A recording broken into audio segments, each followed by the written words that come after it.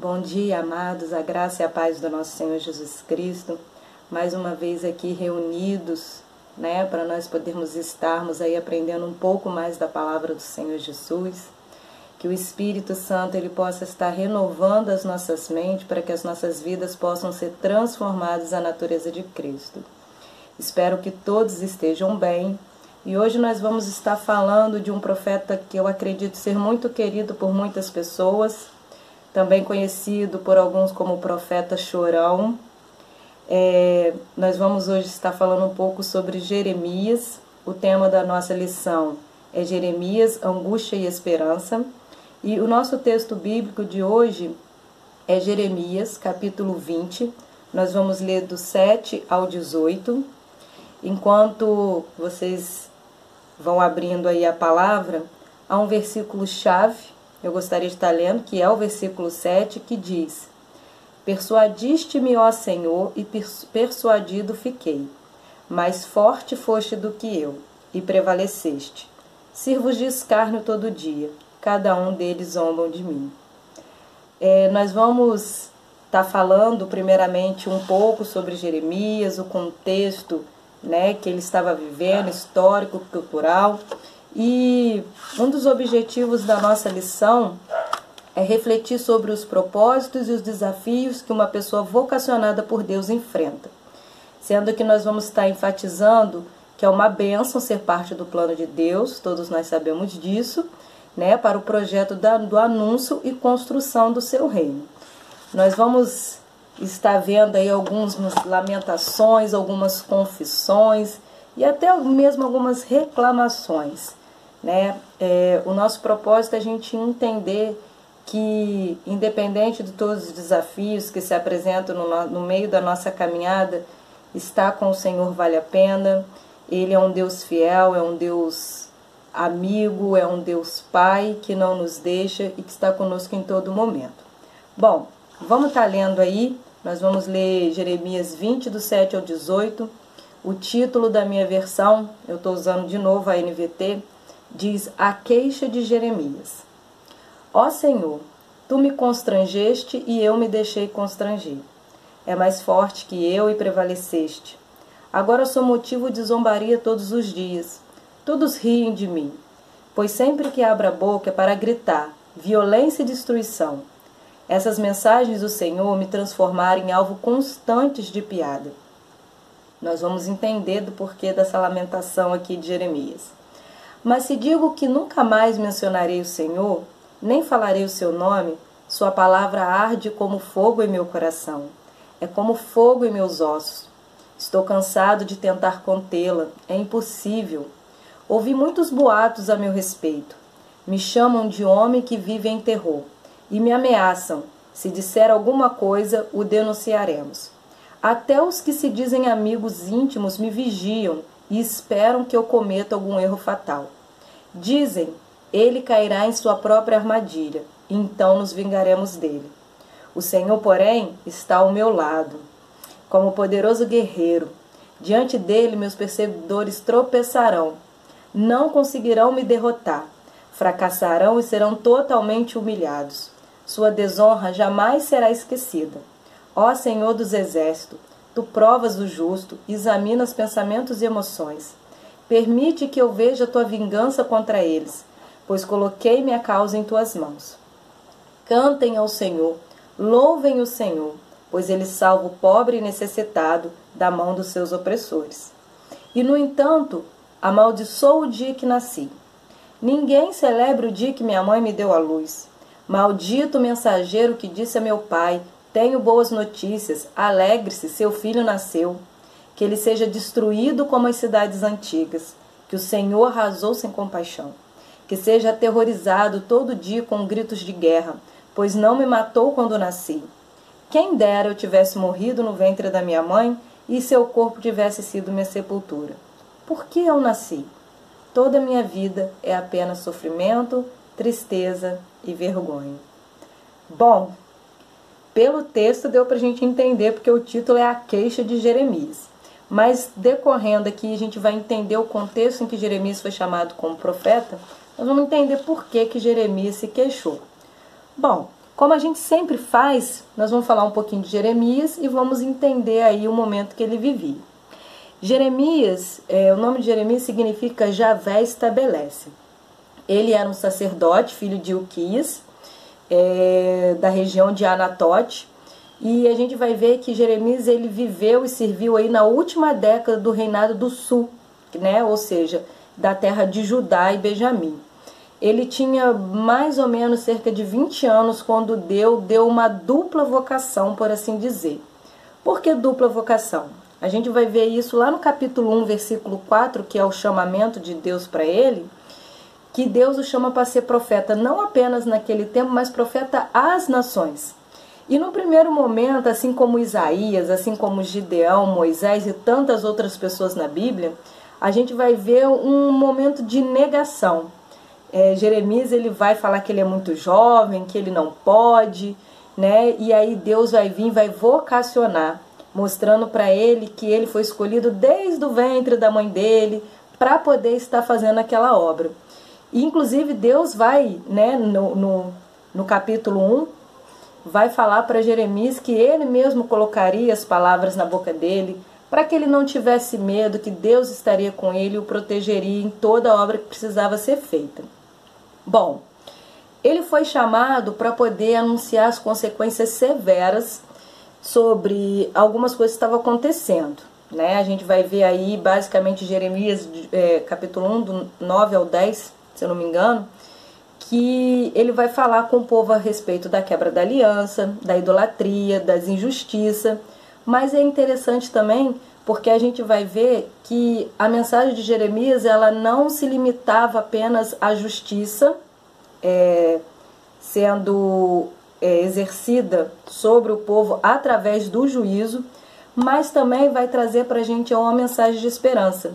E aí voltando aqui no capítulo 1, nessa parte que Deus chama e vai falar para Jeremias o que ele queria que fosse feito, capítulo 1,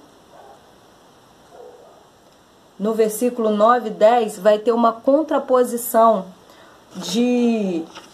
da palavra, por assim dizer, né? Vai parecer, na verdade, até um pouco contraditório, porque Deus vai falar sobre arrancar e derrubar, mas também de plantar e construir. Então, a gente vai ver aí uma mensagem de juízo, né? A justiça manifesta através do juízo, mas também uma mensagem de esperança.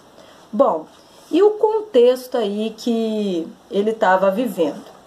A gente precisa entender que Jeremias ele vai pegar aí um pouco do reinado de Josias e dos seus filhos. E Josias, lembrando, ele foi o último grande reformador da nação. Foi o rei que, quando mandou estar restaurando o templo, foi encontrada a lei foi lida, e ele viu que tinha muitas coisas erradas e ele fez aí uma reforma religiosa no meio do povo. Porém, lendo os livros de Reis e de Crônicas, a gente vai ver que os filhos, infelizmente, eles não deram continuidade àquilo que Josias tinha feito. Ao contrário, a Bíblia vai falar que eles fizeram o que era mal diante dos olhos do Senhor. E... desculpa, amados, chegou uma mensagem aqui e o vídeo parou. Continuando. Bom, e qual era o contexto que Jeremias estava vivendo? Depois que o rei Josias faleceu e os filhos subiram ao trono, o povo começou a viver num estado de negação. A gente vai poder ver isso no capítulo 6, basicamente. Eles estavam vivendo um momento de religiosidade, de malícia e confiança na força humana. Inclusive, essa parte da confiança é o famoso capítulo e versículo, né? O versículo, na verdade, que está lá em Jeremias 17:5, que fala que maldito o homem que confia no homem, né? Bom, a gente às vezes até entende um pouco errado esse versículo, não está falando basicamente do próximo, está falando daquele que confia em si mesmo e na sua própria força humana, na sua humanidade, não em Deus. Bom, naquele tempo também, Jeremias e o povo estavam vivendo em meio a vários falsos profetas, inclusive um desses falsos profetas é Passu, e a gente vai ver, tem uma passagem inclusive, que quando Jeremias está profetizando em frente do templo, né, aquilo que Deus iria trazer sobre o templo, que o templo seria destruído, né, que Nabucodonosor iria queimar o templo, Passur vê Jeremias profetizando essas coisas que na visão deles era contrária e manda prender Jeremias, açoitá-lo e deixá-lo preso no tronco durante um dia inteiro por causa disso. Enfim, a gente vê que Judá ele estava vivendo um momento de caos, extremo caos. E eu fico imaginando que deve ter sido um momento assim, de nível hard, de tudo de ruim. Porque Deus vai usar Jeremias para comparar Judá a uma prostituta. E a gente vai ver alguns versículos dentro da profecia, daquilo que Jeremias está falando, que Deus chama Judá de prostituta descarada. Então eu imagino que para Deus usar um profeta, levantar alguém para ser voz profética, para chamar uma nação de prostituta, fazer uma relação de adultério e prostituição, é porque realmente o cenário devia ser degradante, devia ser muito ruim mesmo, diante de tudo aquilo que a nação já tinha passado até para trás, devia estar sendo assim, o ápice da maldade, da violência, da injustiça, de tudo de ruim. Inclusive, na verdade, a gente vai ver que, inclusive, os reis que subiram depois de Josias, eles chegaram até sacrificar os filhos a Moloque, como a gente sabe que era sacrificar os filhos no fogo, de tão degradante que estava a situação de Judá. E aí, lembrando, nessa época já tinha Judá, que era o reino do sul, separado de Israel, que eram as tribos do norte, tá? No caso, Judá e Benjamim. Bom, e aí Deus vai chamar Jeremias, um jovem com cerca de 20 anos apenas, para poder estar profetizando que viria um juízo caso aquele povo não se arrependesse. E aí a gente vê basicamente Deus chamando Jeremias para denunciar o pecado, mas não apenas isso. E agora eu vou querer que você pare, relembre um pouco antes da pandemia, quando nós ainda podíamos nos reunir num templo físico, sobre o que eu vou falar que Jeremias também estava denunciando, além do pecado do povo, e que a gente fizesse uma reflexão de como estava sendo a nossa vida antes do isolamento social. Bom, Jeremias ele foi chamado também para denunciar a inutilidade de tudo aquilo que o povo confiava como garantia de salvação. E em que o povo estava colocando a sua confiança? Em que o povo estava colocando, estava confiando que poderia salvá-los, né? Seja dos ataques dos inimigos, seja daquilo que fosse. Primeiro, isso vai estar lá no capítulo 6, no versículo 20. Eles estavam confiando como garantia de salvação o culto. Aquelas pessoas estavam acreditando que era só ir lá cultuar que estava tudo bem.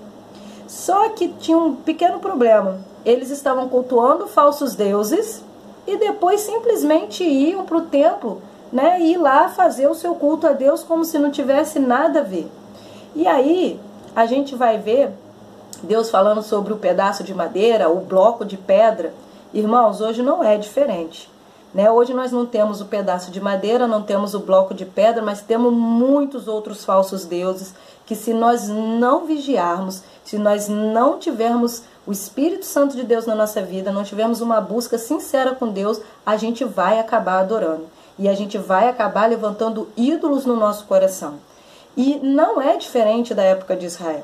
Então, primeiro, vamos colocar assim, a primeira coisa, né, que eles estavam colocando como garantia da salvação, o culto. Segundo, o templo. Nós vimos aí, temos visto, na verdade, eu creio que agora já até melhorou um pouco, mas no início da pandemia, né, quando foi necessário fechar os templos por uma questão de preservação da vida, muitas pessoas tiveram problema para estar se adaptando aí a essa questão do culto online, da escola dominical online, né, de ter essa questão do acesso remoto.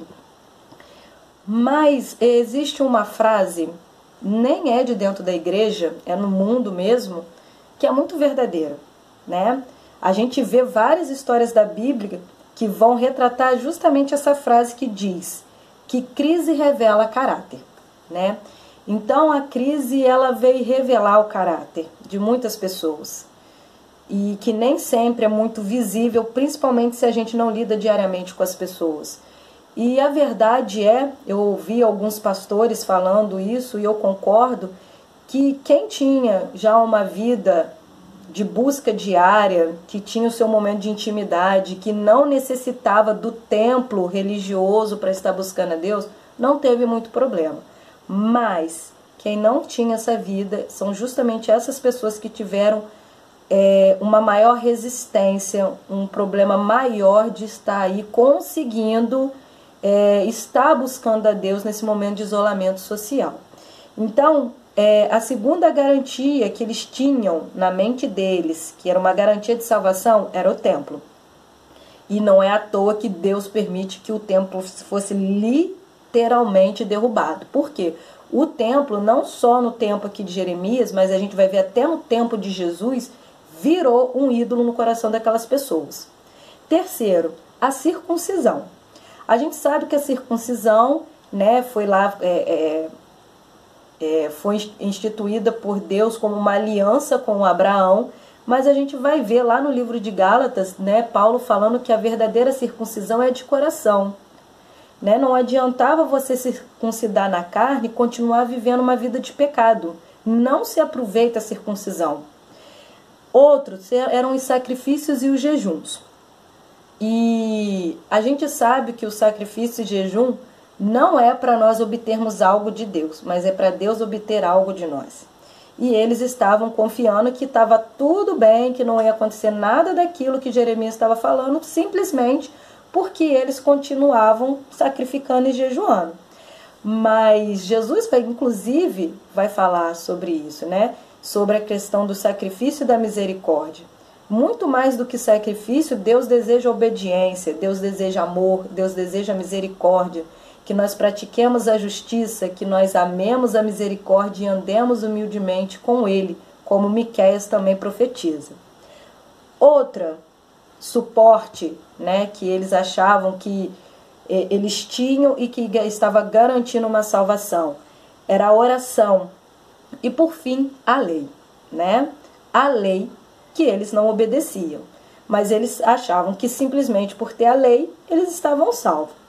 Bom, em meio a todo esse caos, né, a todo esse contexto fatídico, por assim dizer, as profecias de Jeremias elas caíam como bombas, literalmente como bombas em meio àquela religiosidade, em meio àquela idolatria e injustiça. Bom, e obviamente como consequência, né, dessas profecias, a gente vai ver aí ao longo do livro de Jeremias, mais basicamente até o capítulo 38, até porque a gente vai ver que o livro de Jeremias ele é dividido em algumas partes. Jeremias ele vai sofrer retaliações. Retaliações dos líderes, retaliação do povo, dos sacerdotes, dos levitas, enfim, de todo mundo, né? E a gente vai ver essa retaliação de várias maneiras. Uma delas é que ele virou vítima de conspirações. Depois vocês podem ver isso lá no capítulo 11, versículo 18 e 19. Ele foi alvo de maldições, ou seja, de palavras malditas, né? Eram dirigidas a ele. Isso a gente pode ver lá no capítulo 15.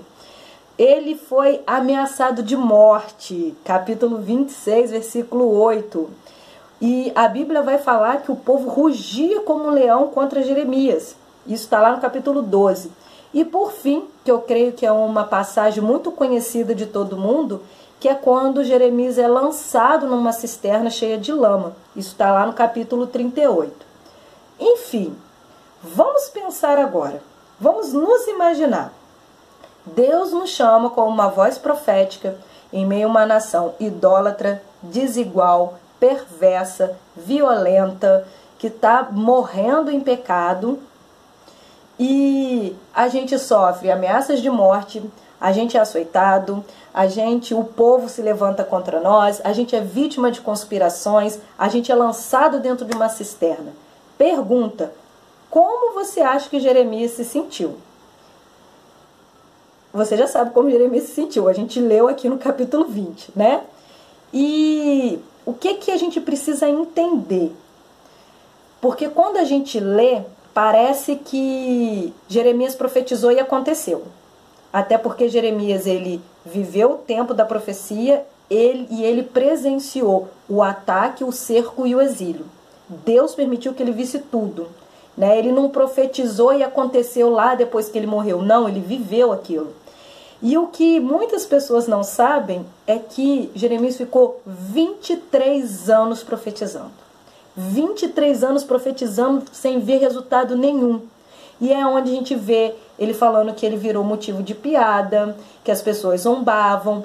Quando a gente dá prosseguimento no texto, a gente vai ver que as pessoas perguntavam: e aí, cadê as profecias que Deus mandou? Não vai acontecer nada. E a gente começa até a entender por que os líderes rejeitavam, os sacerdotes rejeitavam as profecias. E a gente vai ler aí no capítulo 20 um Jeremias se sentindo, como eu creio que você se sentiria, eu também, sozinho, né? Uma pessoa sem ninguém para desabafar. E a gente vai ler aí palavras de angústias, de dúvidas, que inclusive são conhecidas como confissões de Jeremias, né? Especificamente, nos versos que nós lemos, a gente vai ver uma fala de desespero. O versículo 7, que é o que a gente começa a ler, a gente vê Jeremias iludido e se sente até vencido pelo próprio Deus. Ele se sente envergonhado, porque ele fala que ele virou motivo de piada. Ele se sente rendido, sem forças nenhuma, abandonado. Ele se sente desiludido, mas aí vem uma parte interessante. Ele se sente, no versículo 11 ao 13, confiante. Apesar de, num primeiro momento, ele sentir tudo isso que a gente falou aqui, ele confia, ainda assim, ele confia em Deus. Apesar de 23 anos profetizando sem ver nada acontecendo, ele confia em Deus. E aqui que está o ponto-chave.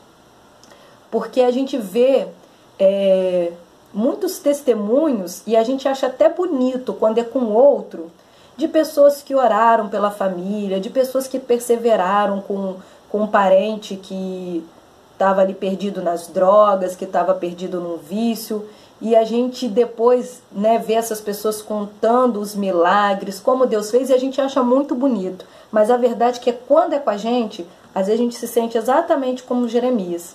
A gente se sente desesperado, iludido, abandonado, sozinho. A gente acha que às vezes Deus não está escutando, ou que talvez Deus não queira fazer. Amados, a Bíblia fala que o desejo de Deus é que todos se salvem. Então, se Deus te chamou para uma missão, se Deus está me chamando para uma missão, porque Ele chamou todos nós, Ele nos vocaciona para estar cumprindo um propósito. Nós não fomos criados sem propósito. Por mais que nós passemos momentos como Jeremias, assim como esse profeta, nós precisamos confiar em Deus. E a gente vai ver que através da fé, Jeremias vê sua recompensa depositada em Deus. Isso está lá no capítulo 17, versículo 14. E aí a gente vai ver que Deus faz forte ao cansado.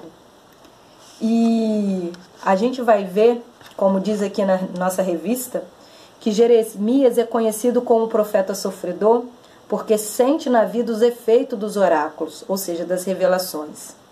No entanto, se analisarmos o livro de Jeremias como um todo, percebemos que na sua fraqueza Deus o fez forte, para resistir e ver a esperança da renovação do seu povo através da fé. O profeta não se apoiava no desespero, mesmo que um momento ele tenha se desesperado, ele não se apoiava no desespero, mas se alimentava nas palavras de renovo e alegria de Deus, que pode refazer todas as coisas. Como eu disse lá no início, Deus falou de arrancar e derrubar, mas também de plantar e construir. Jeremias foi a prova viva de uma fé que entendia que o caos, a luta e o castigo, por mais dolorosos que fossem, nas mãos de um Deus misericordioso e perdoador, se transformariam em alegria, renovo e esperança. Jeremias sabia que apesar de tudo aquilo que estava para vir, porque o povo não se arrependeu, o povo não creu, ele sabia que Deus ia manifestar sua justiça através do juízo, mas Deus é um Deus misericordioso, né? E a gente vai ver Jeremias falando, né, que as misericórdias do Senhor se renovam a cada manhã. Elas não têm fim. Então, apesar de tudo aquilo que ele iria viver, que ele iria ver, como ele viu, ele sabia que existia um Deus misericordioso que poderia transformar tudo aquilo.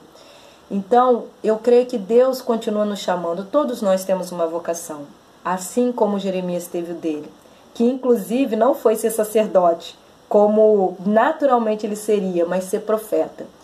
E a mensagem para nós hoje é: não tenha medo, né? Aceite aquilo que Deus está te chamando para fazer. Porque mesmo que talvez a gente vá passar por alguns momentos de tristeza, essa tristeza não é para a morte, talvez um sentimento de abandono, Deus vai estar do nosso lado como esteve com Jeremias. E nós precisamos crer que Deus vai cumprir tudo aquilo que Ele prometeu. E que se Deus tem nos chamado para ser uma voz profética nesse momento de caos que nós estamos vivendo, sim, nós estamos vivendo num momento de caos, não deixe de atender esse pedido. Não negue esse pedido a Deus. Vá, independente das circunstâncias. Vá, que eu possa ir, que você possa ir. E, irmãos, vocação não tem a ver com cantar em cima de um altar, pregar em cima de um púlpito. Pode haver com isso também, mas cumpra a sua vocação onde Deus tem te plantado. Né? A gente fala diversas vezes, Deus precisa de advogados cristãos, Deus precisa de professores cristãos, de policiais, de médicos, de atendentes, de garis, de administradores, de vendedores cristãos que sejam sal da terra e luz para iluminar, que se levantam e cumpram o seu propósito na face da terra, independente da circunstância. Eu sei que muitas vezes, às vezes num ambiente de trabalho, talvez a gente vai sofrer algum tipo de assédio porque nós somos cristãos e infelizmente é a palavra de Deus se cumprindo, né? Que muitos envergonhariam o nome de Cristo, mas que nós não sejamos essas pessoas, né? Que a gente possa crer realmente naquilo que Deus tem entregado para nós. Para a gente começar a encerrar, a vida e vocação de Jeremias revelam elementos contraditórios, antagônicos e conflitantes, que na mão de um Deus criativo se transformam em coisas novas e vivificantes. Um tempo atrás a pastora pregou e falou algo que a irmã Ana Carla disse que o Espírito, né, ministrou na vida dela. O Espírito Santo é uma pessoa criativa. E se nós somos cheios do Espírito Santo, nós também somos criativos e inteligentes. Desculpa, o Espírito Santo é uma pessoa inteligente. E se nós somos cheios do Espírito Santo, nós também somos pessoas inteligentes. Então, não se sinta incapaz. Deus te capacita para aquilo que Ele está chamando, Deus me capacita para aquilo que Ele está nos chamando. O ministério do profeta foi marcado por dor, choro e desespero, mas recriado nas mãos de um Deus que aperfeiçoa seu poder na fraqueza, nas lutas e na dor, como Paulo afirma lá em 2 Coríntios 12, 9. Né, que o poder dele se aperfeiçoa na fraqueza, que a graça dele nos basta. Concluindo, assim como Jeremias obedeceu sua vocação em meio a conflitos externos e internos, devemos obedecer ao chamado de Jesus, ao discipulado cristão. Lembrando que por mais controversas que sejam as experiências, o que fazemos é para Deus, para a glória de Deus, em nome de Deus, confiando em seu poder. Paulo também vai falar sobre isso, que tudo que nós façamos, que a gente faça como se fosse para Deus. A alegria e o contentamento são forjados e potencializados em meio ao inusitado, ao improvável e ao inacreditável. Cabe a nós, enquanto servos e servas, a exemplo de Jeremias, entregarmos nossa vida como catalisadoras da ação do Deus inventivo e fiel. Eu oro para que nós possamos ser agente de transformação. Não só nesse momento que eu creio que vai passar e nós vamos sair vitoriosos, porque nós já vencemos em Cristo, né? Cristo já venceu por nós. Mas depois que passar, eu peço a Deus que a gente continue sendo agente de transformação. Que assim como Jeremias, que a gente não venha negar o nosso chamado, né? Para o propósito que Deus tem nos chamado para poder estar cumprindo nessa terra. Que você possa estar meditando nesse momento, assim como eu, a respeito da vocação e missão de Jeremias, e quais são as semelhanças, né, da vocação e missão de Jeremias, da vocação e da missão que nós temos hoje, né? E quais são as principais resistências que a gente encontra aí no discipulado cristão? Que você possa estar refletindo, que o Espírito Santo possa estar abrindo o meu e o seu entendimento e que nós possamos não estar negando, mas que nós possamos estar aí, né? Recebendo a nossa vocação, cumprindo o nosso chamado, cumprindo o propósito para que nós fomos criados. Que o Espírito Santo possa continuar ministrando no seu coração, na sua vida, e que você possa, como a ovelha, estar ruminando essa palavra, para que você possa estar extraindo todos os nutrientes dela. Eu espero que você tenha um domingo abençoado, que Deus te abençoe e que você possa continuar confiando em Deus. Amém?